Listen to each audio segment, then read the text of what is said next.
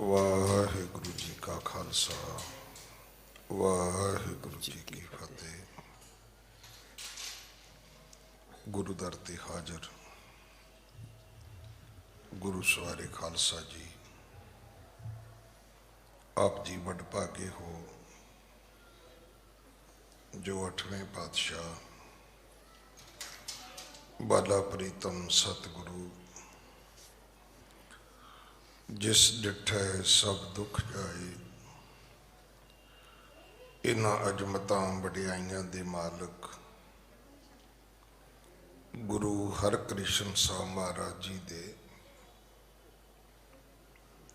पवित्र चरण छो प्राप्त इतिहासक अस्थान गुरुद्वारा बंगला साहब जी की यात्रा करते हैं। जुगो जुग अटल छतर चबर तखत दे मालक धन धन धन श्री गुरु ग्रंथ साहिब पातशाह महाराज जी दे हजूर मनुखा जीवन दियां घड़ियां नूं सफला कर रहे हो। सतगुरु सारिया दी यात्रा सफल करन। हुण समा है गुरु दरबार दे निजम अनुसार गुरु इतिहास दी चल रही लड़ीवार कथा दा अपनियां मन बिरतियां इकागर करो। रसना पवित्र कर दे एक बार, सारे उच्चारण करो जी सतनाम वाहिगुरु जी। ये इतिहास पहले पातशाह जाहर पीर जगत गुरु कल तारण आए श्री गुरु नानक देव महाराज जी का है। प्रसंग है सतगुरु जी का जो भाई गुरदास जी ने बचन उचारे हैं कि बाबा पैंदा सचखंड नौ निध नाम गरीबी पाई।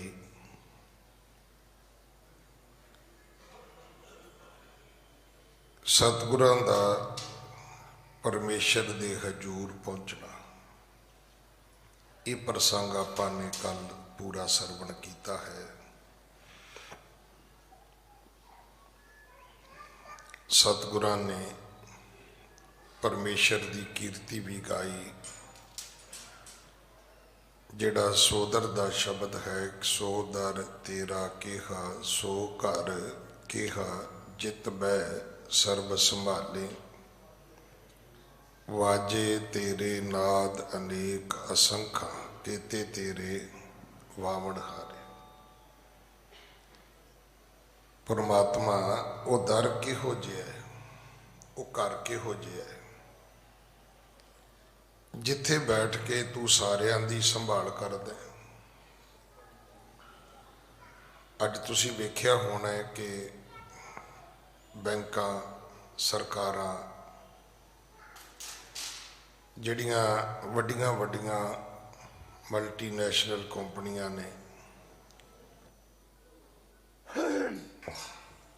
वो अपने कस्टमर नूं जनता नूं लोकां नूं अपने वल आकर्षित करने वास्ते जां अपनी कोई प्राप्ति दसण वास्ते कि आ वेखो असी तुहाडे वास्ते इको खिड़की तो सारा प्रबंध कर दिता है। पंजाब दे विच शायद मैं ठीक बोलता होवां, उन्होंने नाम रखे सुविधा सेंटर। बकायदा उन्होंने उत्थे एक जिवें मैकडॉनल्ड वाले वो एक लोगो लाउंदे ने ਉੱਚਾ ਸਾਰਾ ਪੋਲ ਗੱਡ ਕੇ ਉਹਨਾਂ ਨੇ ਜੈਲੋ ਕਲਰ ਦਾ, ਪੀਲੇ ਕਲਰ ਦਾ ਉਹ ਲੋਗੋ ਵੀ ਲਾਇਆ ਤਾਂ ਕਿ ਦੁਨੀਆ ਨੂੰ ਪਤਾ ਲੱਗ ਜਾਏ ਕਿ ਇੱਥੇ ਹੈ ਉਹ ਬਿਲਡਿੰਗ, ਉਹ ਦਫ਼ਤਰ। ਇੱਕੋ ਥਾਂ ਤੇ ਜਾਓਗੇ ਤੁਹਾਡੇ ਸਾਰੇ ਕੰਮ ਹੋ ਜਾਣਗੇ।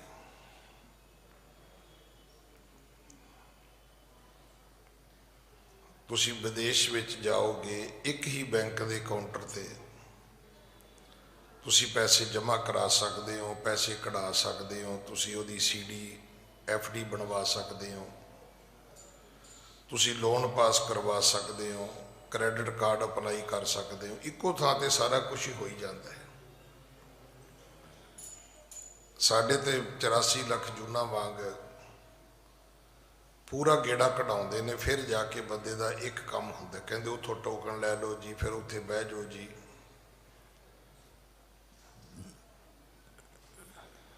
ਆਦਮੀ ਕਨਫਿਊਜ਼ ਹੀ ਰਹਿੰਦਾ ਹੈ।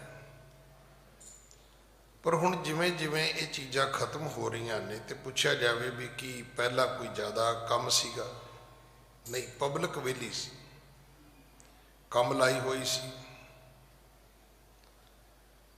ਉਹ ਜਿਵੇਂ ਮਹਾਰਾਜ ਨੇ ਬਾਣੀ 'ਚ ਲਿਖਿਆ ਨਾ ਵੀ ਸਿਰੇ ਸਿਰ ਧੰਦੇ ਲਾਇਆ।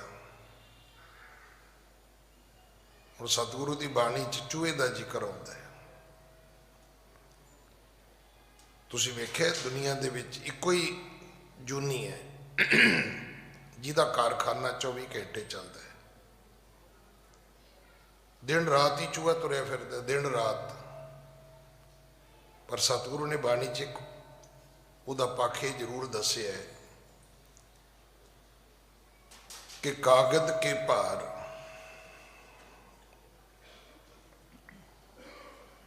जैसे कागज के पार मूसा टूक गवावत काम नहीं गवारी। दफ्तर बंद हो गया, बाहू चले गए तो चूहा जी हाजिर हो गए। सारी रात ही फैला कुतरते रहे। ਉਹਦੀ फैक्ट्री ਉਹਦੀ कुतर बंद नहीं हुई। पर सतगुरु ने बाणी च लिखिया भी ये गवार है, मूर्ख है, भी तू सारी रात फाइलां कुतरदा रहा है तो ये कागज तेरे किसे काम है?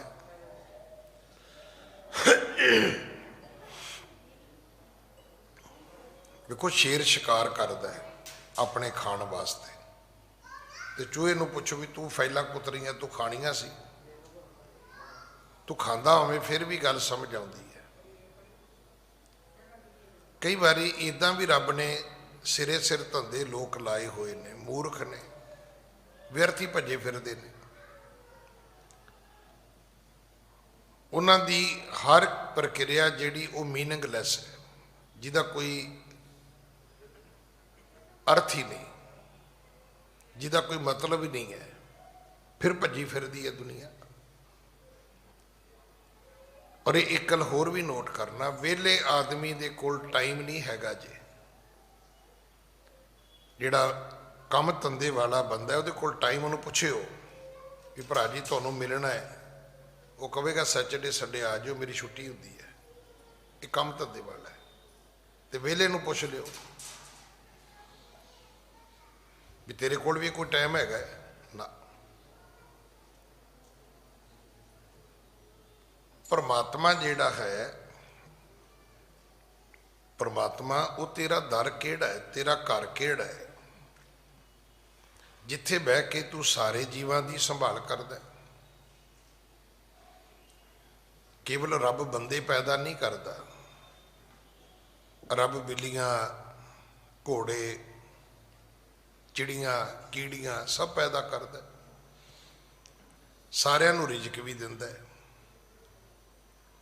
बजुर्ग हो जाण ते उन्हां नूं मार भी दिंदा है, फिर उन्हां दी मरियां दी भी संभाल करदे ने। ते जे 84 लाख जूना मर जाण किन्नी बदबू पैदा हो सकती है। कदे सोचे भी किड्डी वड्डी महामारी दुनिया ते आ सकती है। ਐਸੀਆਂ ਜੂਨੀਆਂ ਵੀ ਬਣਾਈਆਂ ਨੇ ਜਿਹੜੀਆਂ ਮਰੇ ਜੀਵਾਂ ਨੂੰ ਖਾਈ ਜਾਂਦੀਆਂ ਨੇ।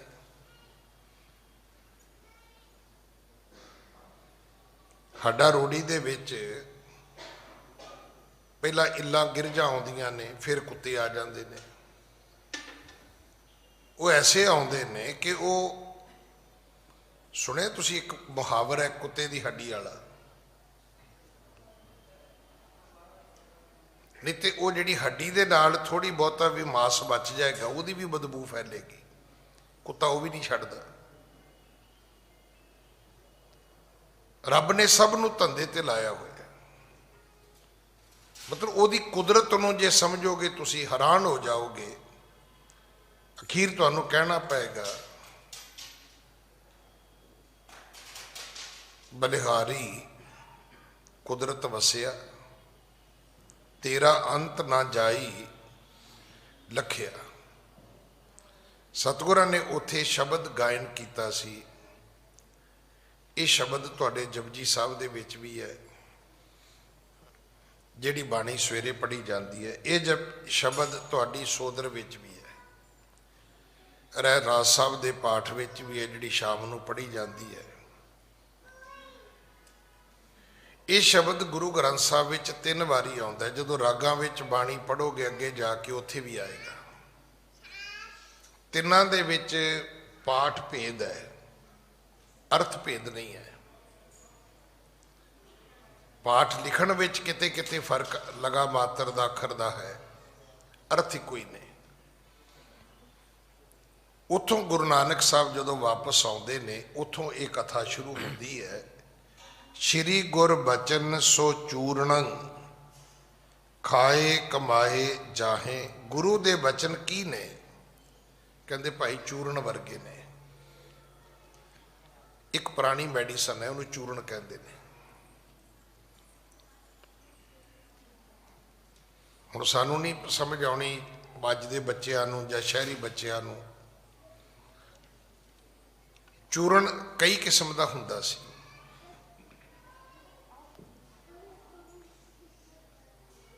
ਇੱਕ ਚੂਰਨ ਦਾ ਅਰਥ ਦੂਜੇ ਸ਼ਬਦਾਂ 'ਚ ਕਹੀਏ ਤੇ ਦੇਸੀ ਦਵਾਈ, ਇਹਨੂੰ ਤੀਜੇ ਸ਼ਬਦਾਂ ਵਿੱਚ ਕਹੀਏ ਤੇ ਇੱਕ ਪੇਂਡੂ ਜੁਗਾੜ, ਜਿਹਦੇ ਵਿੱਚ ਜੜੀਆਂ ਬੂਟੀਆਂ ਹੀ ਨੇ, ਬਾਕੀ ਕੁਛ ਨਹੀਂ ਹੈ, ਕੋਈ ਕੈਮੀਕਲ ਨਹੀਂ ਇਹਦੇ ਵਿੱਚ, ਇਹਦੇ 'ਚ ਕੋਈ ਐਲੋਪੈਥੀ ਨਹੀਂ ਹੈ, ਸਭ ਘਰੇਲੂ ਨੁਸਖੇ ਨੇ ਇਹਦੇ ਵਿੱਚ। ਤੁਮੇ ਪਾ ਲਏ ਇਹਦੇ ਵਿੱਚ, ਕੋਈ ਜਵੈਣ ਪਾ ਲਈ ਇਹਦੇ ਵਿੱਚ, ਕੋਈ ਨਮਕ ਇਹਦੇ ਵਿੱਚ ਪਾ ਲਿਆ। ਕਈ ਪ੍ਰਕਾਰ ਦੇ ਨਮਕ ਆਉਂਦੇ ਨੇ, ਕਈ ਪ੍ਰਕਾਰ ਦੀਆਂ ਜਵੈਣਾਂ ਆਉਂਦੀਆਂ ਨੇ, ਜੀਰੇ ਆਉਂਦੇ ਨੇ। ਉਹਦੇ ਨਾਲ ਮਨੁੱਖੀ ਸਰੀਰ ਨੂੰ ਤੰਦਰੁਸਤ ਰੱਖਣ ਦੀ ਇੱਕ ਦਵਾਈ, ਉਹਨੂੰ ਕਹਿੰਦੇ ਸੀ ਚੂਰਨ। ਕਵੀ ਜੀ ਕਹਿੰਦੇ ਨੇ ਗੁਰੂ ਦੇ ਬਚਨ ਵੀ ਚੂਰਨ ਨੇ ਭਾਈ। ਕਈ ਚੂਰਨ ਇੱਦਾਂ ਦੇ ਹੁੰਦੇ ਸੀ ਵੀ ਖਾਲੀ ਪੇਟ ਉਹਦੀ ਫੱਕੀ ਮਾਰ ਲਓ, ਕਈ ਹੁੰਦਾ ਸੀ ਵੀ ਰੋਟੀ ਖਾਣ ਤੋਂ ਬਾਅਦ ਖਾ ਲਓ। ਖਾਏ ਕਮਾਏ ਜਾਹੇ, ਗੁਰੂ ਦੇ ਬਚਨ ਵੀ ਚੂਰਨ ਨੇ, ਪਰ ਇਹ ਚੂਰਨ ਖਾਣ ਵਾਲਾ ਨਹੀਂ ਹੈ। ਗੁਰੂ ਦੇ ਬਚਨ ਚੂਰਨ ਤੇ ਹੈ, ਪਰ ਇਹ ਕਮਾਉਣ ਵਾਲਾ ਚੂਰਨ ਹੈ। ਹੁਣ ਸਾਡੀ ਗਲਤੀ ਇਹੀ ਹੈ, ਜੇ ਅਸੀਂ ਗੁਰਬਾਣੀ ਦਾ ਗੁਟਕਾ ਲੈ ਵੀ ਲਿਆ ਤੇ ਘਰ 'ਚ ਪੂਜਾ ਮੰਦਰ ਬਣਾ ਕੇ ਉਹਦੇ 'ਚ ਰੱਖ ਲਿਆ, ਪੜ੍ਹਿਆ ਤੇ ਹੈ ਨਹੀਂ। ਕਈ ਇੱਦਾਂ ਦੇ ਲੋਕ ਵੀ ਹੈਗੇ ਨੇ ਜਿਹੜੇ ਕਹਿੰਦੇ ਜੀ ਅਸੀਂ ਸਵਾਹ ਦੀ ਪੁੜੀ ਨਹੀਂ ਦਿੰਦੇ, ਅਸੀਂ ਸ਼ਬਦ ਦਿੰਦੇ ਆ। ਤੇ ਜਿਹੜੇ ਲੈਣ ਵਾਲੇ ਨੇ ਉਹ ਉਦੋਂ ਵੀ ਸੁਭਾਨ ਅੱਲਾ, ਉਦੋਂ ਵੀ ਹਜ਼ਰਤ ਨੇ। ਉਹ ਸ਼ਬਦ ਲੈਂਦੇ ਨੇ, ਉਹ ਸੁਨਿਆਰੇ ਕੋਲ ਚਲੇ ਜਾਂਦੇ ਨੇ, ਉਹ ਕਹਿੰਦੇ ਜੀ ਇਹਨੂੰ ਸੋਨੇ 'ਚ ਵੱਢ ਦਿਓ। ਉਹ ਤਵੀਤ ਜਿਹਾ ਬਣਾ ਕੇ ਜਾਂ ਗਲ 'ਚ ਪਾ ਲੈਣਗੇ ਜਾਂ ਮੋਢੇ ਨਾਲ ਬੰਨ੍ਹ ਲੈਣਗੇ। ਜਿਹੜਾ ਸ਼ਬਦ ਪੜ੍ਹਨਾ ਸੀ, ਜਿਹੜਾ ਸ਼ਬਦ ਗਾਉਣਾ ਸੀ, ਜਿਹੜਾ ਸ਼ਬਦ ਯਾਦ ਕਰਨਾ ਸੀ, ਜਿਹੜੇ ਸ਼ਬਦ ਦੀ ਕਮਾਈ ਕਰਨੀ ਸੀ, ਮਤਲਬ ਇਦਾਂ ਹੋ ਗਿਆ ਵੀ ਤੁਹਾਨੂੰ ਕਿਸੇ ਨੇ 2 ਲੱਖ ਰੁਪਈਆ ਦਿੱਤਾ ਤੇ ਤੁਸੀਂ ਉਹਨੂੰ ਗਲੇ 'ਚ ਲਟਕਾ ਲਿਆ। ਦੱਸੋ ਕਿਸ ਕੰਮ ਹੈ? ਬੈਂਕ 'ਚ ਰੱਖਦੇ ਫਿਰ ਵੀ ਵਿਆਜ ਆ ਜਾਂਦੀ। कोई चीज़ खरीद के वेच दे तां भी शायद उहदे चों कोई प्रॉफिट आ जाता। हुण गल च टंगे 2 लाख रुपये का की मीनिंग है? कोई है? राखी का फिक्र फिर वखरा हो गया। गुरु की बाणी नूं पढ़ो, गुरबाणी गावो भाई, वो सफल सदा सुखदाई। प्रभ बाणी शब्द सुभाखिया, गावो सुनो पढ़ो नित पाई। गुर पूरे तू राखिया। गुरु दे बचन चूਰਨ वर्गे ने, जेड़ा खावेगा कमावेगा। हाँ जी। उदर रोग हਉ मैं हरियो, नमस्कार ममता है। ਉਹਦੇ ਉਦਰ ਦੇ ਰੋਗ ਚਲੇ ਜਾਣਗੇ। ਤੁਹਾਨੂੰ ਪਤਾ ਹੈ ਸਾਰੀਆਂ ਬਿਮਾਰੀਆਂ ਦਾ ਮੂਲ ਜਗ੍ਹਾ ਕਿਹੜੀ ਹੈ? ਉਹ ਤੁਹਾਡਾ ਪੇਟ ਹੈ। ਕਿਹੜਾ ਪੇਟ? ਜਿਹਨੂੰ ਹਰ ਬੰਦੇ ਨੇ ਡਸਟਬਿਨ ਬਣਾਇਆ ਹੋਇਆ ਹੈ।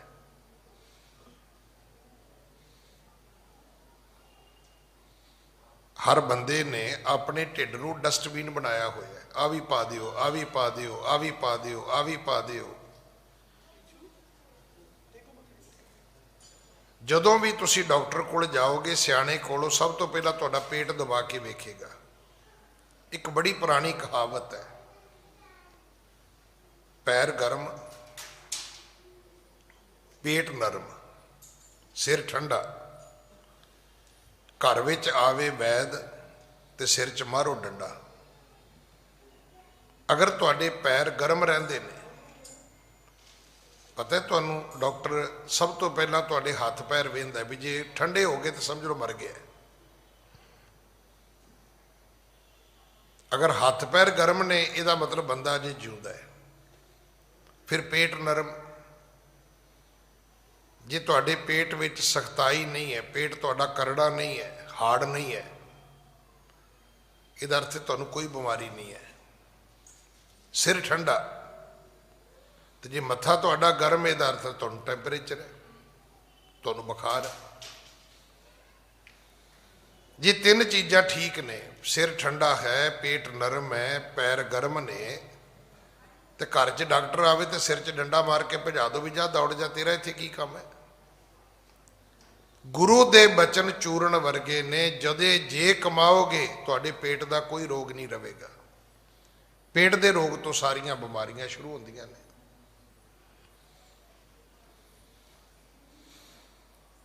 ਔਰ ਮੈਂ ਸੁਣਦਾ ਹੁੰਦਾ ਸੀ ਵੀ ਗੈਸ ਇੱਕ ਬੜੀ ਵੱਡੀ ਬਿਮਾਰੀ ਹੈ। ਮੈਂ ਸੋਚਦਾ ਹੁੰਦਾ ਸੀ ਵੀ ਨਹੀਂ, ਐਵੇਂ ਹੀ ਹੈ। ਔਰ ਬੜੇ ਸਾਲ ਪਹਿਲਾਂ, ਤਕਰੀਬਨ 20 ਸਾਲ ਪਹਿਲਾਂ, ਮੈਂ ਤੇ ਹਾਰਟ ਦੇ ਡਾਕਟਰ ਕੋਲ ਚਲਾ ਗਿਆ। ਉਹ ਕਹਿੰਦਾ ਜਾਓ ਗਿਆਨੀ ਜੀ, ਕੁਝ ਨਹੀਂ, ਗੈਸ ਹੈ। ਚਲੋ ਮੈਂ ਉੱਤੇ ਵਿਸ਼ਵਾਸ ਕਰਦਾ ਸੀ ਫਾਦਰ ਜਿੰਨਾ। ਮੈਂ ਕਿਹਾ ਠੀਕ ਹੈ, ਮੈਂ ਮੰਨ ਲਿਆ ਠੀਕ ਹੈ। ਪਰ ਮੈਨੂੰ ਲੱਗਾ ਵੀ ਇਹਨੇ ਨਾ ਮੈਨੂੰ ਟਾਲ ਦਿੱਤਾ ਹੈ, ਬਿਮਾਰੀ ਮੈਨੂੰ ਕੋਈ ਨਾ ਕੋਈ ਹੈਗੀ ਹੈ। ਪਰ ਥੋੜੇ ਦਿਨਾਂ ਬਾਅਦ ਗੈਸ ਠੀਕ ਹੋ ਗਈ, ਮੈਂ ਵੀ ਠੀਕ ਹੋ ਗਿਆ। ਫਿਰ ਮੈਨੂੰ ਸਮਝ ਆਈ ਵੀ ਨਹੀਂ, ਉਹਨੇ ਮੈਨੂੰ ਠੀਕ ਦੱਸਿਆ ਸੀ।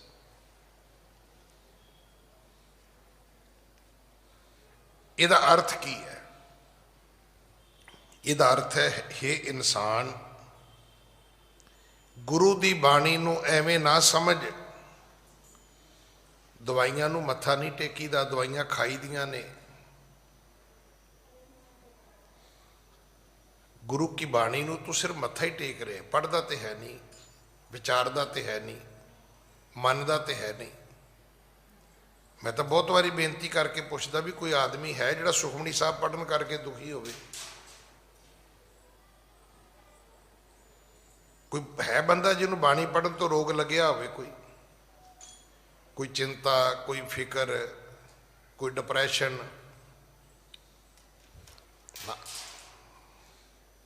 ਇਹ ਜਿਹੜੀ ਬਾਣੀ ਹੈ, ਇਹ ਸਰਬ ਰੋਗ ਕਾ ਔਖਦ ਹੈ। ਇਹ ਸਭ ਬਿਮਾਰੀਆਂ ਦੀ ਇੱਕ ਦਵਾਈ ਹੈ। ਰੱਬੀ ਦਰਗਾਹ ਤੇ ਜਾ ਕੇ ਵੀ ਗੁਰੂ ਨਾਨਕ ਸਾਹਿਬ ਨੇ ਸ਼ਬਦ ਗਾਇਆ ਸੀ, ਸਾਨੂੰ ਵੀ ਹੁਕਮ ਕੀਤਾ, आवो सिख सतगुरु के प्यारिओ, गावो सच्ची बाणी। उदर रोग हौमै हरिओ, नमस्कार मम ताहि। हुण बंदे दे उदर दा रोग किहड़ा है? साडा रोग जिहड़ा पेट वर्गा रोग है वो हौमे है। ਅਸੀਂ दो चीज़ों चों बाहर निकल जाइए, मैं और मेरी चो, तुसीं समझ लो भी तुहाडे 90% रोग खत्म हो गया। झगड़ा ही इत्थे है, मैं, ये मेरी है, ये मेरा है। बस इसे गल की सारी उम्र असी लड़ाई लड़ते रहने हैं। पर मैं मेरी चो किवें निकलांगे? जे बाणी पढ़ांगे। पेट दे रोग किवें जाणगे? जे कोई चूਰਨ खावांगे। तो जिवें पेट दे रोग सारे शरीर दे रोगां दा मूल है, इसी तरह बंदिया तेरे सारे दुखां दा मूल सिर्फ तेरी हौमे है, तेरी मैं मेरी है। और इन्हां चीज़ां ते असीं सारी उम्र ही खलोते रहने हैं। इनू मटाया किवें जा सकता है? उहदा एक मात्र तरीका है कि जे आपां गुरु दी बाणी नू कमाईए। हाँ जी। सेत रचियो जग सागर को, सब खंड पखंडन शोर शराबा। असल विच उस परमात्मा ने कीता की है? ये सेत रचियो, सेत तो भाव की एक पुल बना दिता है। पुल कद नहीं हुंदा है? कदे आम तुसी पुल वेख्या, ब्रिज वेख्या, कोई फ्लाईओवर वेख्या कदे ना? जरूर उतों ट्रेन लंघदी होएगी, उतों कोई दरिया नदी लंघदी होएगी, कोई गंदा नाला लंघदा होएगा, ਜਾਂ ਉੱਥੇ बहुत ज़्यादा कोई ट्रैफिक होएगा। जिवें अजकल एलीवेटेड रोड बनते हैं, कोई ना कोई रीजन होएगा ना पुल बनाने का। गुरु नानक साहब ने बंदिया दुनिया नूं तरन वास्ते बाणी एक पुल बना दिता। पिंडां दे लोग अज भी पढ़ते हैं, वाहिगुरु नाम जहाज है, चढ़े सो उतरे पार। रब का नां की है? कहते रब का नां तो एरोप्लेन है बई, ये तो जहाज है। जिहड़ा चढ़ेगा वो पार उतर जाएगा। फ्लाइट की तो यही गारंटी है ना। आपां किते भी जाइए आपां की कहने आ? आपां कहने भाजी मैं जदों जहाज टेक ऑफ करेगा उदों मैं तुहानूं टैक्स्ट मैसेज कर देंगा, कोई होर तो उस वेले कोई बहुता ऑप्शन बचती नहीं अपने कोले। ਉਹਦੇ ਅਕॉर्डिंग ਤੁਸੀਂ ਅੱਗੋਂ ਆ ਕੇ ਲੈ ਲਿਓ ਵੀ ਜੇ ਅੱਧਾ ਘੰਟਾ ਲੇਟ ਉੱਡੇਗਾ ਤੇ ਪਹੁੰਚੇਗਾ ਵੀ ਅੱਧਾ ਘੰਟਾ ਲੇਟ। ਜਹਾਜ਼ ਦੇ ਚੜ੍ਹਨ ਤੋਂ ਬਾਅਦ ਉਹਦੇ ਕੋਲੇ ਦੋ ਹੀ ਆਪਸ਼ਨ ਨੇ, ਜਾਂ ਤੇ ਉਤਰੇਗਾ ਜਾਂ ਕ੍ਰੈਸ਼ ਹੋਏਗਾ। ਤੀਜੀ ਆਪਸ਼ਨ ਉਹਦੇ 'ਚ ਕੋਈ ਨਹੀਂ ਹੈਗੀ। ਜਾਂ ਤੇ ਉਤਰੇਗਾ, ਹੁਣ ਚੜ੍ਹ ਤੇ ਗਿਆ ਹੈ। जहाज वाहिगुरु का नाम है, गुरु की बाणी है। जिहड़ी बाणी गुरु पातशाह जी ने रब की दरगाह विच गाई है, वही बाणी सानू दिती है। तुसी भी पढ़ो, सवेरे भी पढ़ो सोदर, जपजी साहब दे विच शाम नूं भी पढ़ो, रहरास दे विच। सेत रचियो जग सागर को, सब खंड पखंडन शोर शराबा। जगत एक समुंदर है, ये उत्ते पुल बना दिता। जिन्ने पखंडन सी उन्हां दा खंडन कर दिता, जिन्ने शोर शराबे सी सारे खत्म कर दिते। हुण बाणी पढ़न वाले नूं कोई पखंड नहीं सताउंदा, लोड़ ही नहीं। तुसी बाणी पढ़ो, तुहानूं किसी चीज़ की लोड़ नहीं, किसी कर्मकांड की लोड़ नहीं, किसी अंध विश्वास की लोड़ नहीं, कोई वहम भरम करन की लोड़ नहीं। हाँ जी। कीरत गाए सुनै प्रभु की, तन अंक तजिए लख रंग सहाबा। कीरत परमात्मा दी गाओ, कीरत परमात्मा दी सुनो, ਪ੍ਰਭ ਕੀ ਤਨ ਹੂੰ ਤਜੀਏ ਲਖ ਰੰਗ ਸ਼ਹਾਬਾ। ਫਿਰ ਸਰੀਰ ਵਾਲੀ ਹਉਮੈ ਛੱਡ ਦਿਓ। ਇੱਕ ਹਉਮੈ ਸਰੀਰ ਦੀ ਵੀ ਹੈ, ਹਉਮੈ ਤਾਂ ਹਰ ਪ੍ਰਕਾਰ ਦੀ ਹੈ, ਚੀਜ਼ਾਂ ਪਦਵੀਆਂ ਸਭ ਹਉਮੈ ਹੈ, ਪਰ ਨਾ ਵੀ ਹੋਵੇ ਤੇ ਸਰੀਰ ਦੀ ਹਉਮੈ ਵੀ ਬਹੁਤ ਵੱਡੀ ਹੈ। ਆਪਾਂ ਕਹਿੰਦੇ ਨਹੀਂ ਵੀ ਮੇਰੀਆਂ ਕੋਈ ਟੁੱਟੀਆਂ ਥੋੜਾ ਨੇ, ਮੈਂ ਕੋਈ ਲੰਗੜਾ ਲੂਲਾ ਥੋੜਾ, ਮੈਨੂੰ ਰੱਬ ਨੇ ਹੱਥ ਦਿੱਤੇ ਨੇ, ਮੈਂ ਖੱਟ ਕਮਾਲ ਲਵਾਂਗਾ, ਇਹ ਵੀ ਹਉਮੈ ਹੈ, ਇਹ ਵੀ ਮੈਂ ਮੇਰੀ ਹੈ। ਨਹੀਂ, ਹੱਥ ਬੜੇ ਲੋਕਾਂ ਕੋਲੇ ਨੇ, ਪਰ ਹੱਥ ਖਾਲੀ ਬੈਠੇ ਨੇ, ਕੰਮ ਹੀ ਨਹੀਂ ਹੈਗਾ, ਰੱਬ ਨੇ ਦਿੱਤਾ ਹੀ ਨਹੀਂ ਕੰਮ ਉਹਨਾਂ ਨੂੰ। ਹੱਟੇ ਕੱਟੇ ਹੋਣ ਨਾਲ ਕੋਈ ਮਤਲਬ ਜ਼ਿਆਦਾ ਬੰਦਾ ਹਾਰਡ ਵਰਕਰ ਹੋ ਜਾਂਦਾ ਹੈ? ਨਹੀਂ, ਕੰਮ ਧੰਦਾ ਵੀ ਰੱਬ ਦਿੰਦਾ ਹੈ। ਇਹ ਇਸ ਗੱਲ ਦਾ ਹੰਕਾਰ ਨਹੀਂ ਕੀਤਾ ਜਾ ਸਕਦਾ ਵੀ ਮੈਂ ਹਟਾ ਕੱਟਾ ਸੀ ਤੇ ਤਾਂ ਮੈਨੂੰ ਜ਼ਿਆਦਾ ਬਿਜ਼ਨਸ ਮਿਲ ਗਿਆ, ਵਰਕ ਮਿਲ ਗਿਆ। ਨਹੀਂ, ਹਾਰਡ ਵਰਕਰ ਵੀ ਉਹੀ ਬਣਾਉਂਦਾ ਹੈ। ਸਰੀਰ ਵੀ ਤੰਦਰੁਸਤ ਉਹ ਕਰੇਗਾ, ਕੰਮ ਧੰਦਾ ਵੀ ਉਹ ਦੇਵੇਗਾ, ਦਿੱਤੇ ਹੋਏ ਕੰਮ ਧੰਦੇ ਵਿੱਚ ਬਰਕਤ ਵੀ ਉਹ ਆਪ ਪਾਏਗਾ। ਹਾਂਜੀ। ਰੰਕ ਤਣੀ ਦੁਖ ਪਾਰ ਪਰੈ, ਅਵਲੋਕਤ ਹੈ ਨਿਜ ਰੂਪ ਅਜਾਬਾ। ਭਾਵੇਂ ਕੋਈ ਗਰੀਬ ਹੋਵੇ, ਭਾਵੇਂ ਕੋਈ ਅਮੀਰ ਹੋਵੇ, ਜਦੋਂ ਰੱਬ ਦਾ ਨਿਜ ਰੂਪ ਵੇਖੇਗਾ, ਅਜਾਬਾ ਅਜਬ, ਉਹਦੀ ਕੁਦਰਤ ਬੜੀ ਬੇਅੰਤ ਹੈ, ਕੁਝ ਨਹੀਂ ਕਿਹਾ ਜਾ ਸਕਦਾ। ਜਿਹੜੀ ਭਾਈ ਬੁੱਧੂ ਜੀ ਦੀ ਸਾਖੀ ਹੈ, ਉਹ ਕੀ ਹੈ? ਲਾਹੌਰ ਵਾਲੇ ਭਾਈ ਬੁੱਧੂ ਜੀ ਦੀ ਸਾਖੀ ਇਹ ਹੈ ਕਿ ਕੱਚੀਆਂ ਪੱਕਿਆਂ ਦੇ ਭਾਅ ਵਿਕ ਜਾਂਦੀਆਂ ਨੇ। ਅੱਜ ਵੀ ਤੁਸੀਂ ਵੇਖ ਲਓ,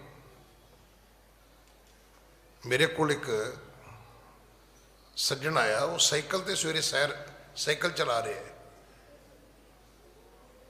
ਅਸ਼ੋਕਾ ਰੋਡ ਗੇਟ ਤੇ, ਰੋਡ ਦੇ ਪਰਲੇ ਪਾਸੇ ਖਲੋਤਾ ਹੈ। ਉਹਨੇ ਮੈਨੂੰ ਵੇਖਿਆ, 200 ਰੁਪਈਆ ਕੱਢਿਆ, ਸ਼ਾਇਦ ਉਹਨੇ ਇੰਨੇ ਕੀ ਰੱਖੇ ਉਹਨੇ ਵੀ ਕਿਤੇ ਪੈਂਚਰ ਹੋ ਗਿਆ ਤੇ ਲਵਾ ਲਾਂਗਾ, ਹੋਰ ਉਹ ਨਿੱਕਰ ਜੀ ਪਾ ਕੇ ਕਿੰਨੇ ਕੁ ਪੈਸੇ ਕੈਰੀ ਕਰ ਸਕਦਾ ਸੀ। ਫਿਰ ਇੱਕ ਦਿਨ ਆ ਗਿਆ ਇੱਥੇ 50,000 ਦੀ ਉਹਨੇ ਆ ਕੇ ਪਰਚੀ ਵੀ ਕਟਾਈ। ਕਹਿੰਦਾ ਗਿਆਨੀ ਜੀ ਇੰਨਾ ਬਿਜ਼ਨਸ ਪੂਰੀ ਲਾਈਫ 'ਚ ਨਹੀਂ ਵੇਖਿਆ। ਪਤਾ ਬਿਜ਼ਨਸ ਕੀ ਹੈ? ਸਾਈਕਲਾਂ ਦਾ, ਸਾਈਕਲ ਪਾਰਟਸ। ਇਸ ਕਰੋਨੇ 'ਚ ਜਿੰਨਾ ਸਾਈਕਲ ਵਿਕਿਆ, ਇੰਨੀਆਂ ਲੋਕਾਂ ਦੀਆਂ ਬੱਸਾਂ ਕਾਰਾਂ ਨਹੀਂ ਵਿਕੀਆਂ। ਆਟੋ ਪਾਰਟਸ ਵਾਲਿਆਂ ਨੂੰ ਪੁੱਛ ਕੇ ਵੇਖ ਲਓ, ਉਹ ਕਹਿੰਦੇ ਇੰਨਾ ਬੂਮ ਕਦੇ ਜ਼ਿੰਦਗੀ 'ਚ ਨਹੀਂ ਵੇਖਿਆ ਸੀ।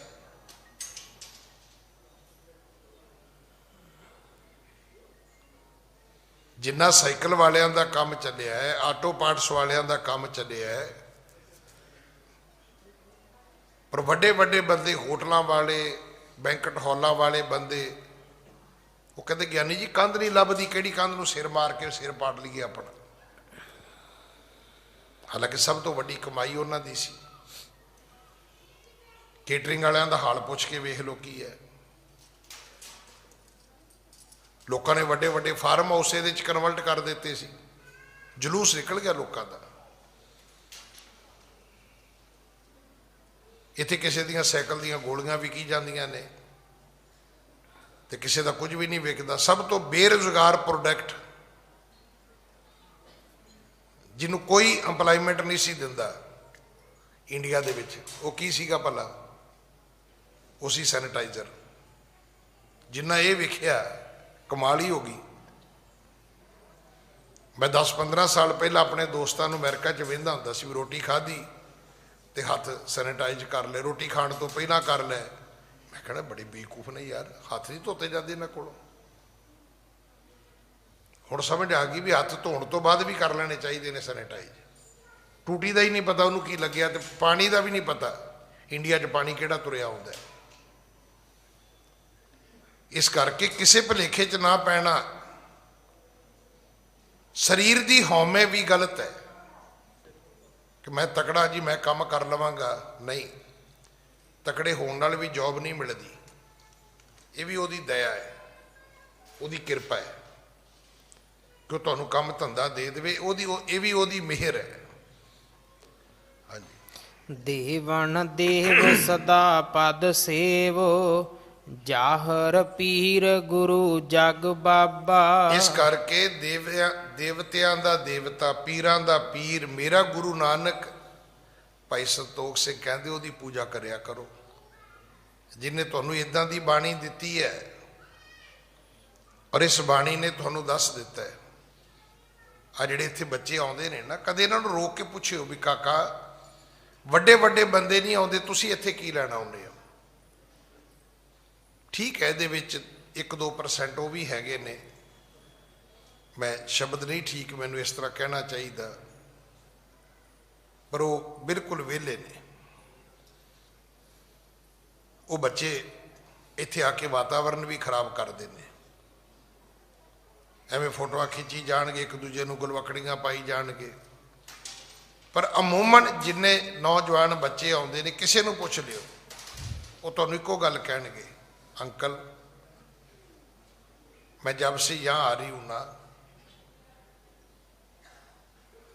मेरे को पढ़ाई आने लग गई है, मेरे को जॉब मिल गई है, मेरे को प्रमोशन मिल गई है, मेरे को यहाँ आके बड़ी शांति मिलती है। इहो जिहा गुरु नानक है। मतलब सारिਆਂ ਨੂੰ ਆਪਾਂ ਇੱਕ रस्से नहीं बन सकते कि जे 2-4 बच्चे खराबी करते हैं, इहदा अर्थ भी सारी दुनिया ही गलती करती गुरुद्वारे आके, बिल्कुल नहीं करती। गुरु नानक जाहर पीर गुरु जग बाबा, भाई संतोख सिंह कहते इस गुरु नूं मत्था टेकिया करो जिन्हें तुहानूं कोई धागा तवीत नहीं दिता। देखो तुसी गुरु नानक साहब की फोटो अपने घर लै जाओ, मैं कहांगा ये भी तुहाडी गलती है, बिल्कुल ना लैके जाओ। तो जां तुसी मैनूं बिठा के समझा दिओ भी कौन बंदा जिन्हें गुरु नानक साहब की तस्वीर उस वेले खिंची होवे। कोई कैमरा हुंदा सी? नहीं। फिर मूर्ति वो फोटो कित्थों आ गई? इहदा अर्थ की है? ये सब कुछ आर्टिफिशियल है, नकली है। असल फोटो गुरु नानक दी बाणी है। जे तुसी कहो जी कित्थे लिखे है तो नोट कर लो, अजकल तो तुहाडे फोन च भी नोटबुक हैगी है। पंक्ति है, गुर की मूरत, गुर शब्द है, गुर मूरत गुर शब्द है। गुर की मूरत मन में ध्यान, गुर कै शब्द मंत्र मन मान। गुरु की मूरत गुरबाणी है, गुरु की मूरत ये फोटो नहीं है। तो जे इस तो होर मैं गल कवां, आ जिहड़ियां बाहर दुकानां ने वेखिया तुसीं, उन्होंने ना बाबे नानक दियां बाकी गुरुआं दियां फोटो इवें टंगियां ने जिवें वो ढाबियां दे उत्ते नहीं उन्होंने मच्छी टंगी हुंदी है, सिंगल सिंगल रस्सी पा के। तो जे किते सच्ची फोटो महाराज दियां होने तो इन्हों तो इन्नी सज़ा मिले भी कदे माफ़ ही नहीं हो सकते। भी कोई तोरियां ते करेले ने तुसीं इदां टंग दिते ने अपनी हड्डी ते रस्सियां पा पा के। सानू समझ आनी चाहिए है, इन्हां लोकां दा तां बिजनस है, तुहाडा धर्म बिजनस नहीं है। तुहाडा धर्म जिहड़ा है तुहाडी लाइफ लाइन है। ना व्यापारियां मगर जाओ, बाणी पढ़ो। हाँ जी। मत मंद भई कल मैं नर रंक, दयो हर नाम तिनै मन मानक। जेड़े मंदी मत वाले इस कलयुग दे लोक ने, जेड़े रंक ने, मत करके कंगाल हो चुके ने, हर नाम तिने मन मानक, उन्हां दे वास्ते रब दा नाम कीमती मोती है। गुर का शब्द रतन है, हीरे जित जड़ाओ।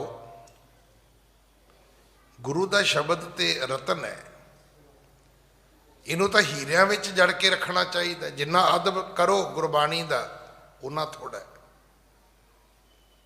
ਜਿੰਨਾ ਗੁਰਬਾਣੀ ਦਾ ਸਨਮਾਨ ਕਰੋਗੇ ਓਡੀ ਬਖਸ਼ਿਸ਼ ਤੁਹਾਨੂੰ ਵੱਧ ਮਿਲੇਗੀ। ਇੱਕ ਪੰਕਤੀ ਤੁਸੀਂ ਰੋਜ਼ ਪੜ੍ਹਦੇ ਹੋ, ਜਿਨ ਨਾਨਕ ਸਤਿਗੁਰ ਪੂਜਿਆ, ਕਰੋ ਕਿਰਪਾ, ਜਿਨ ਨਾਨਕ ਸਤਿਗੁਰ ਪੂਜਿਆ ਤਿਨ ਹਰ ਪੂਜ ਕਰਾਵਾ। ਜਿਨ੍ਹਾਂ ਨੇ ਗੁਰੂ ਦੀ ਪੂਜਾ ਕੀਤੀ ਉਹਨਾਂ ਦੀ ਪੂਜਾ ਗੁਰੂ ਨੇ ਦੁਨੀਆ ਤੋਂ ਕਰਾਈ ਹੈ। ਸੰਸਾਰ ਉਹਨਾਂ ਦੀ ਪੂਜਾ ਕਰਦਾ ਹੈ। ਜਿਨ੍ਹਾਂ ਨੇ ਗੁਰੂ ਦੀ ਪੂਜਾ ਕੀਤੀ ਹੈ।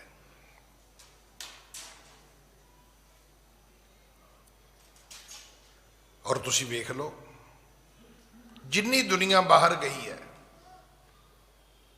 ਕਿਸੇ ਪ੍ਰੋਫੈਸ਼ਨ ਤੋਂ ਗਈ ਹੋਵੇ, ਕੋਈ ਡਾਕਟਰ ਬਣ ਕੇ ਗਿਆ, ਕੋਈ ਇੰਜੀਨੀਅਰ ਬਣ ਕੇ ਗਿਆ, ਕੋਈ H1 ਵੀਜ਼ੇ ਤੇ ਗਿਆ, ਕੋਈ R1 ਤੇ ਗਿਆ, ਕੋਈ B1 B2 ਤੇ ਗਿਆ, ਕੋਈ ਕਿਸੇ ਹੋਰ ਪ੍ਰੋਫੈਸ਼ਨ ਦੇ ਤਰੀਕੇ ਤੋਂ ਚਲਾ ਗਿਆ, ਕਿਸੇ ਨੇ ਇਨਵੈਸਟਮੈਂਟ ਕਰਕੇ ਵੀਜ਼ਾ ਲੈ ਲਿਆ, ਕਿਸੇ ਨੇ ਵਿਆਹ ਸ਼ਾਦੀ ਕਰ ਲਈ। ਫਿਰ ਸਾਰਿਆਂ ਤੋਂ ਪਤਾ ਕਰਿਓ ਵੀ ਸਭ ਤੋਂ ਸੌਖਾ ਤਰੀਕਾ ਕਿਹੜਾ ਸੀ। ਸਭ ਤੋਂ ਸੌਖਾ ਤਰੀਕਾ ਸੀਗਾ ਜੇ ਤੁਸੀਂ ਗ੍ਰੰਥੀ ਹੁੰਦੇ ਤਾਂ, ਜੇ ਤੁਸੀਂ ਰਾਗੀ ਹੁੰਦੇ ਤਾਂ, ਕੀਰਤਨੀਏ ਹੁੰਦੇ, ਜੇ ਤੁਸੀਂ ਪ੍ਰਚਾਰਕ ਹੁੰਦੇ ਤਾਂ। ਅੱਜ ਦੀ ਡੇਟ ਵਿੱਚ ਵੀ ਕੈਨੇਡਾ ਪ੍ਰੀਸਟ ਕੋਲੋਂ, ਪ੍ਰੀਚਰ ਕੋਲੋਂ ਫੀਸ ਤੱਕ ਨਹੀਂ ਜੇ ਲੈਂਦਾ।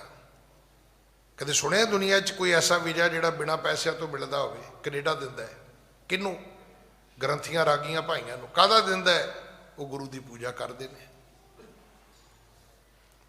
ਅਗਰ ਅੱਜ ਮੇਰੀ ਫੈਮਿਲੀ ਬਾਹਰ ਹੈ ਤੇ ਗੁਰੂ ਗ੍ਰੰਥ ਸਾਹਿਬ ਕਰਕੇ ਹੈ।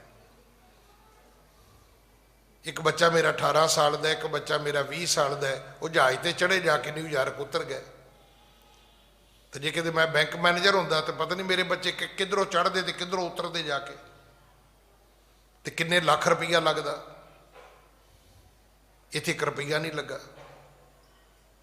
ਮੇਰਾ R1 ਕਿਸੇ ਨੇ ਕਰਾ ਦਿੱਤਾ, ਮੇਰੇ ਬੱਚਿਆਂ ਦੀ ਇਮੀਗ੍ਰੇਸ਼ਨ ਕਿਸੇ ਹੋਰ ਨੇ ਕਰਾ ਦਿੱਤੀ।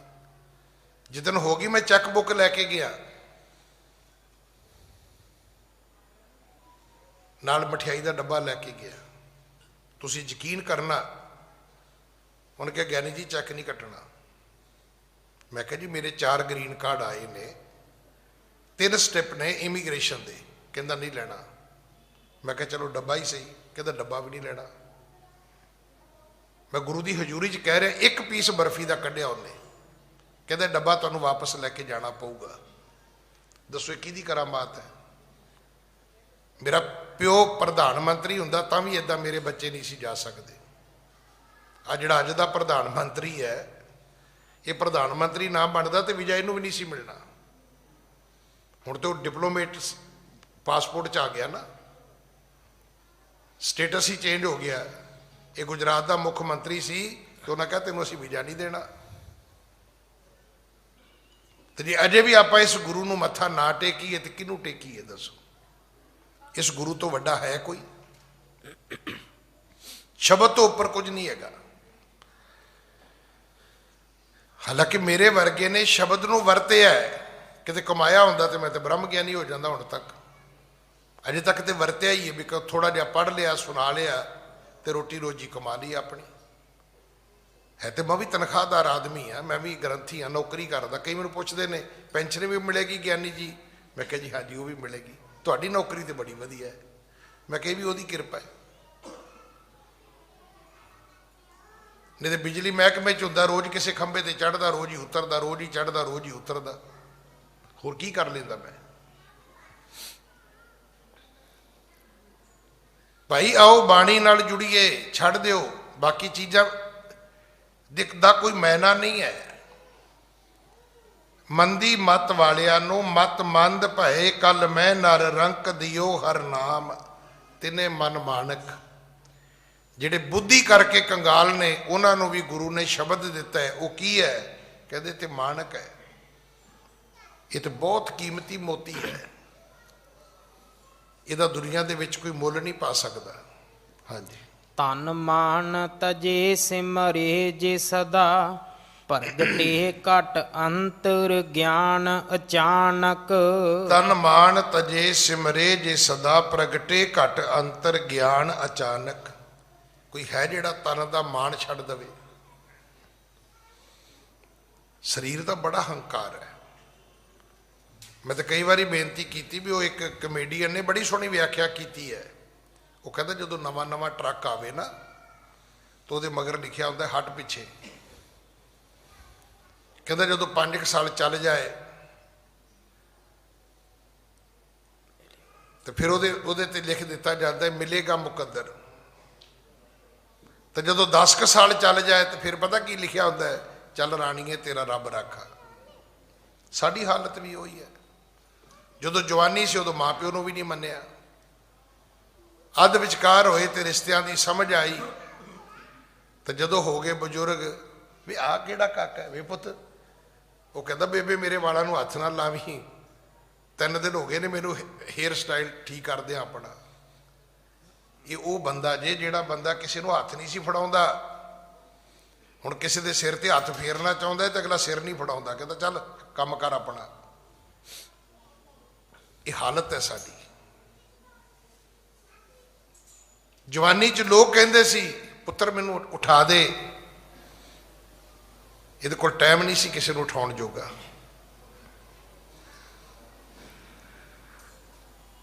ਸਤਿਗੁਰੂ ਦੀ ਬਾਣੀ ਨੂੰ ਪੜ੍ਹੋ ਫਿਰ ਪਤਾ ਲੱਗਦਾ ਕਿ ਤਨ ਮਾਣ ਤਜੇ, ਕੋਈ ਹੈ ਸਰੀਰ ਦਾ ਹੰਕਾਰ ਛੱਡੇ ਜਿਹੜਾ।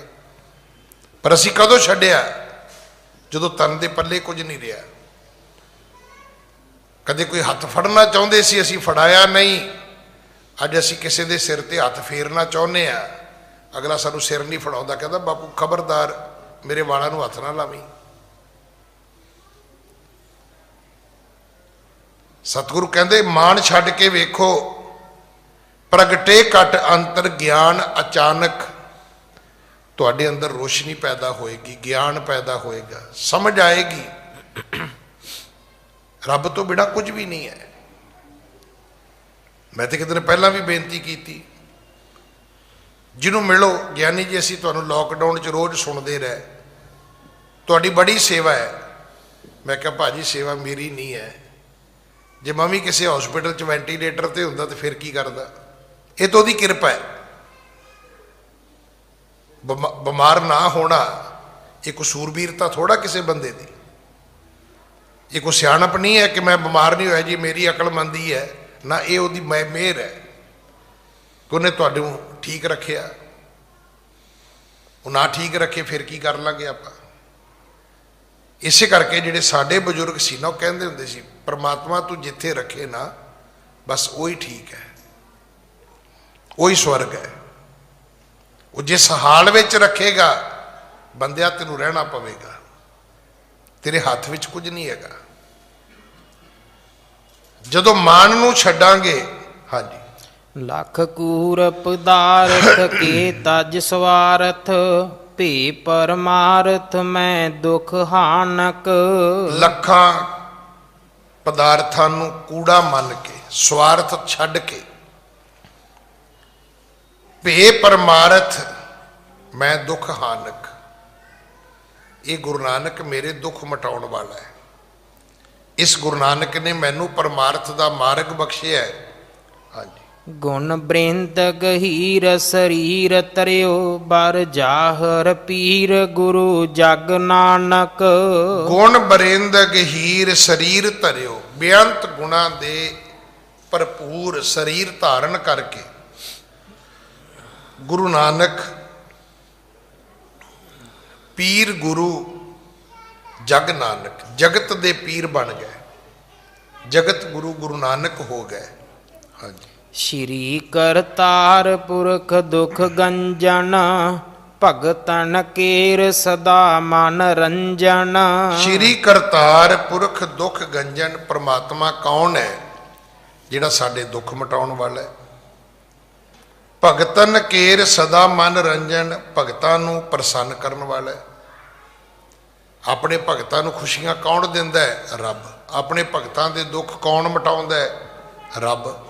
ਹਾਂਜੀ, ਤਿਨ ਤੇ ਵਿਦਾ ਹੋਏ ਹਟ ਆਏ, ਜਗਤ ਗੁਰੂ ਸਿੱਖਣ ਸੁਖ ਦਾਏ। ਉੱਥੋਂ ਰੱਬੀ ਦਰਗਾਹ ਤੋਂ ਗੁਰੂ ਨਾਨਕ ਵਾਪਸ ਮੁੜ ਆਏ, ਜਿਹੜੇ ਆਪਣੇ ਸਿੱਖਾਂ ਨੂੰ ਸੁਖ ਦੇਣ ਵਾਲੇ ਨੇ। ਹਾਂਜੀ। ਸ਼੍ਰੀ ਅੰਗਦ ਸੁਣੀਐ ਇਤਿਹਾਸਾ, ਹਮਰੇ ਢਿਗ ਆਏ ਸੁਖ ਰਾਸਾ। हे ਗੁਰੂ ਅੰਗਦ ਸਾਹਿਬ, ਅਗਲੀ ਕਥਾ ਸੁਣਿਓ। ਗੁਰੂ ਅੰਗਦ ਸਾਹਿਬ ਉੱਥੇ ਆ ਗਏ ਜਿਸ ਦੇਸ਼ ਦੇ ਵਿੱਚ ਧਰੂ ਦਾ ਵਾਸਾ ਸੀ। ਹਾਂਜੀ। ਧਰੁਵ ਮੰਡਲ ਜੋ ਤੋ ਸੁਹਾਵਾ, ਤਹ ਤੇ ਹਮਕੋ ਸੰਗ ਰਲਾਵਾ। ਉੱਥੋਂ ਸਤਿਗੁਰੂ ਨੇ ਸਾਨੂੰ ਫਿਰ ਆਪਣੇ ਨਾਲ ਵਾਪਸ ਮਿਲਾਇਆ। ਹਾਂਜੀ। ਧਰੂ ਅਵਲੋਕੇ ਆਵਤ ਜਬ ਹੀ, ਨਮੋ ਪਰਸ ਪਰ ਕੀਐ ਮਿਲ ਤਬ ਹੀ। ਤਦੋਂ ਫਿਰ ਭਗਤ ਨੇ ਗੁਰੂ ਨਾਨਕ ਸਾਹਿਬ ਮਹਾਰਾਜ ਨੂੰ ਨਮਸਕਾਰ ਕਰਕੇ ਪੁੱਛਿਆ। ਹਾਂਜੀ। ਬੂਝਨ ਲੱਗਿਓ ਪਤੇ ਪੁਨ ਸੋਊ, ਜਹਾਂ ਨ ਪਹੁੰਚ ਸਕਿਓ ਅਬ ਕੋ। ਕਹਿਣ ਲੱਗੇ ਜੀ ਜਿੱਥੇ ਕੋਈ ਕਦੇ ਪਹੁੰਚ ਹੀ ਨਹੀਂ ਸਕਦਾ, ਤੁਸੀਂ ਉੱਥੋਂ ਹੋ ਕੇ ਆਏ ਹੋ।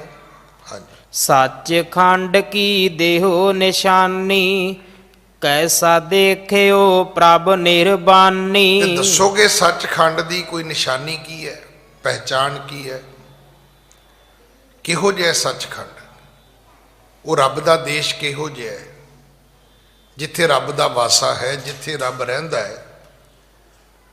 ਬੂਝਣ ਲੱਗਿਓ ਪਤੇ ਪੁਨ ਸੋਊ। ਹਾਂਜੀ। ਕੌਣ ਹੈ ਰੂਪ ਰੰਗ ਹੈ ਤਿਨ ਕੋ, ਦਰਸ਼ਨ ਜਾਏ ਕੀਨ ਤੁਮ ਜਿਨ ਕੋ। ਉਸ ਪਰਮਾਤਮਾ ਦਾ ਰੂਪ ਕੀ ਹੈ ਜਿਹਦੇ ਦਰਸ਼ਨ ਤੁਸੀਂ ਕਰਕੇ ਆਏ ਹੋ।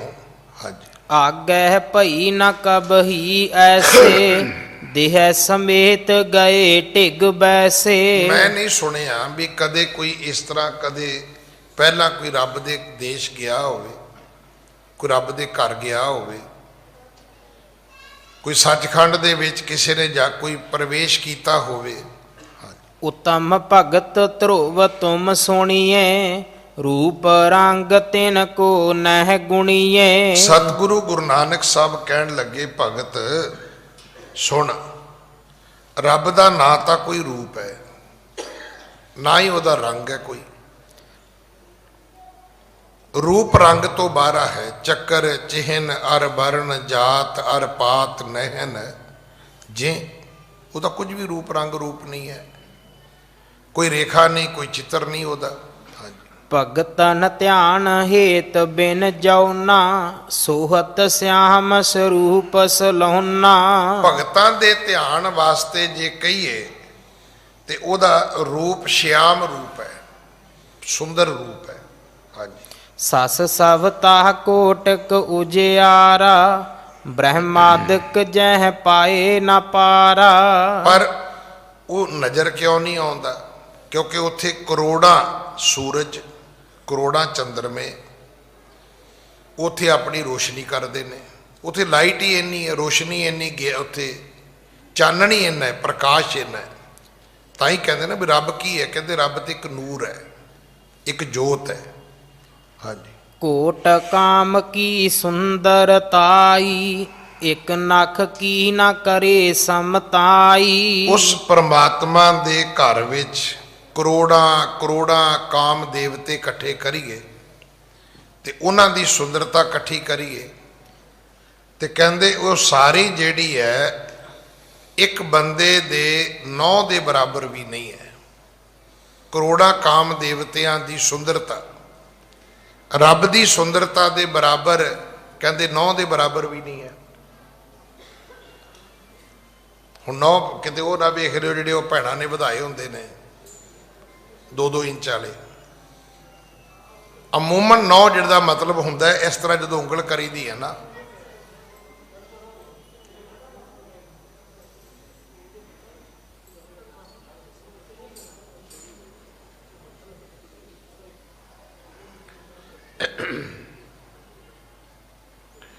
ਹਾਂਜੀ ਦੁਬਾਰਾ ਪੜ੍ਹੋ। ਕੋਟ ਕਾਮ ਕੀ ਸੁੰਦਰਤਾਈ, ਇਕ ਨਖ ਕੀ ਨਾ ਕਰੇ ਸਮਤਾਈ। ਇੱਕ 9 ਦੇ ਬਰਾਬਰ ਵੀ ਕਰੋੜਾਂ ਕਰੋੜਾਂ ਕਾਮ ਦੇਵਤਿਆਂ ਦੀ ਸੁੰਦਰਤਾ ਰੱਬ ਦੀ ਸੁੰਦਰਤਾ ਦੇ ਬਰਾਬਰ ਨਹੀਂ ਹੈ। 9 ਦੇ ਬਰਾਬਰ ਵੀ ਨਹੀਂ ਹੈ।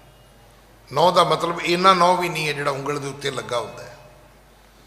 ਆਮ ਕਰਕੇ 9 ਹੁੰਦਾ, ਜਿੰਨਾ ਕੁ ਅਸੀਂ ਉਹ ਨੇਲ ਕਟਰ ਲੈ ਕੇ ਕੱਟਦੇ ਆ ਨਾ, ਉਹ ਜਿਹੜਾ ਜਿੰਨਾ ਕੁ ਵਾਧੂ ਹੁੰਦਾ ਉਹਨੂੰ 9 ਗਿਣਦੇ ਆਪਾਂ। 9 ਜਿੰਨਾ ਥੋੜਾ ਜਿਹਾ ਮਾੜਾ ਜਿਹਾ। ਹਾਂਜੀ।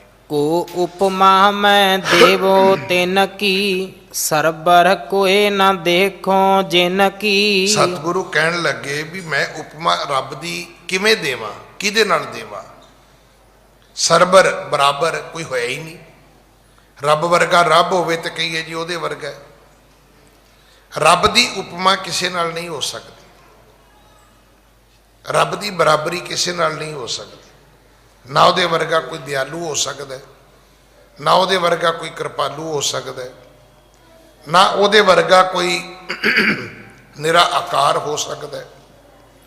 ਕਿਹਦੇ ਨਾਲ ਉਹਦੀ ਤਸ਼ਬੀਹ ਦਿਓਗੇ, ਕੋਈ ਹੈ ਹੀ ਨਹੀਂ। ਦੂਜਾ ਰੱਬ ਹੋਵੇ ਤੇ ਦਈਏ।